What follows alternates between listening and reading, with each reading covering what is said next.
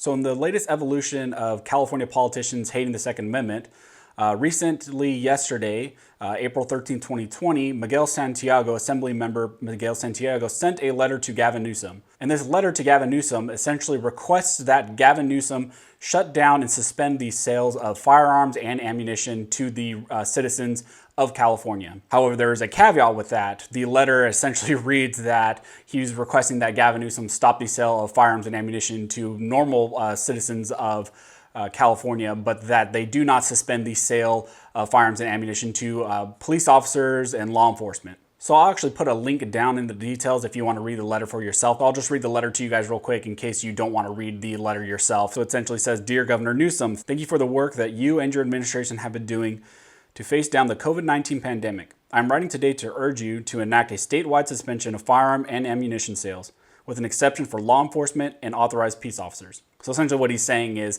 I want you to stop the sale of all firearms and ammunition, but we don't want you to stop selling to law enforcement or peace officers. Peace officers is a specific definition in the state of California, and so it includes people like correctional officers. Those individuals are considered peace officers.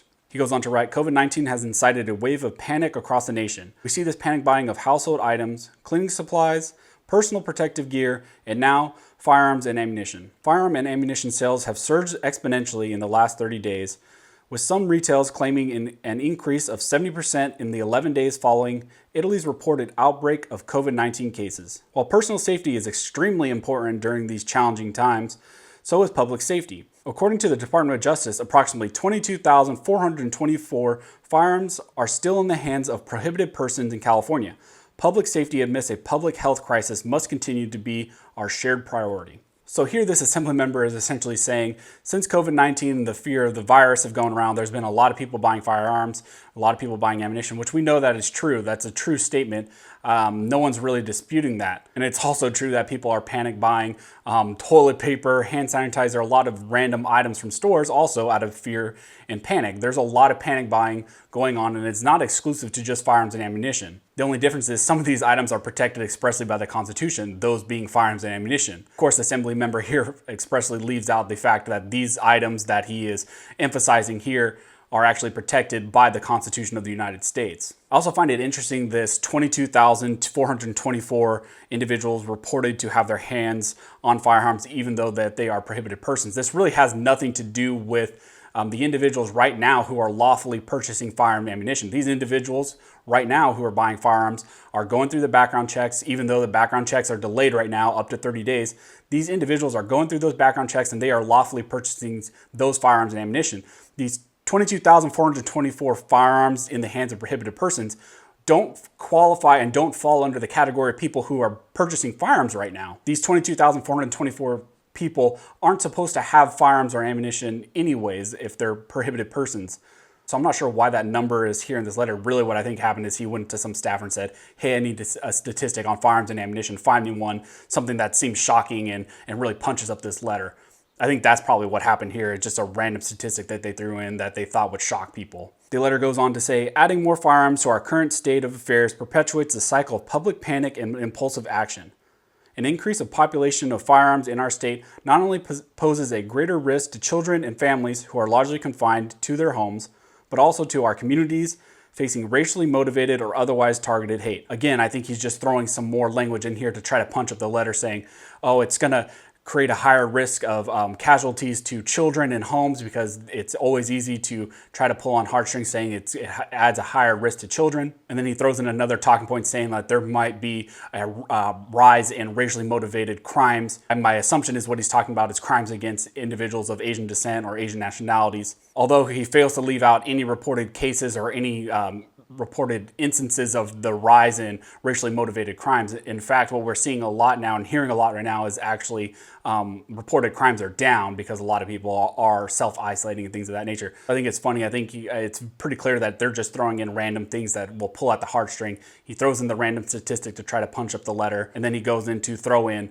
oh, we got to protect our children and we got to protect specific classes and specific races from racially motivated crimes. So really the major issue I have with this letter comes in the closing statements of the letter. Assemblymember Santiago closes off his letter saying, "The people of California are grappling with a new reality brought on by COVID-19, and we have a responsibility to respond to our state's need for confidence and certainty. By suspending firearm and ammunition sales and arming Californians with strong safeguards on public health and safety reinforcement by state peace officers, we can mitigate undue risk to our public. So I think it's kind of hilarious here. Essentially what he says here in this closing statement is what I and a lot of you are really afraid of. What he's saying is that the protection of the individual should not be left up to the individuals. The state of California can take care of not only the public health, but they can protect you as well. And we can protect you by arming these peace officers and having these peace officers in more numbers protecting you, things of that nature. Essentially what he's saying is we can leave it up to the police state to protect the individuals. These individuals don't need these firearms to protect themselves, even though the Second Amendment was built in so that these individuals can protect themselves and we have a right to defend ourselves. What Assemblymember Santiago is saying here is no, you don't need to protect yourself. The individuals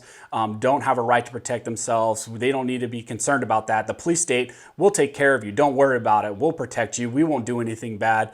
We've got your back. We'll just have more peace officers with all the firearms. You don't need the firearms and we'll take care of you. So this is a really concerning letter we're seeing across the board, not only in the state of California, but in other states and nationwide. There's been a lot of attacks on this Second Amendment. And here we have an assembly member expressly writing to the governor of California saying, shut down the sale of firearms and ammunition. We're already seeing delays with the 30-day delays of background checks, along with all the heavy restrictions we already have in the state of California.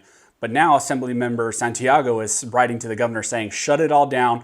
Don't let the normal individuals purchase firearms and ammunition. Only let the peace officers buy firearms and ammunition. And by the way, we are going to leave it up to these law enforcement officers, these peace officers, to protect the individuals. It's going to be up to the state to protect these individuals. These individuals shouldn't be allowed to protect themselves. They are too great of a risk right now to be able to protect themselves. So I just wanted to get this information out to you guys. I don't know if a lot of you know about the letter yet, but I wanted to bring it to your attention. I'm going to leave links down in the details to Firearms Policy Coalition.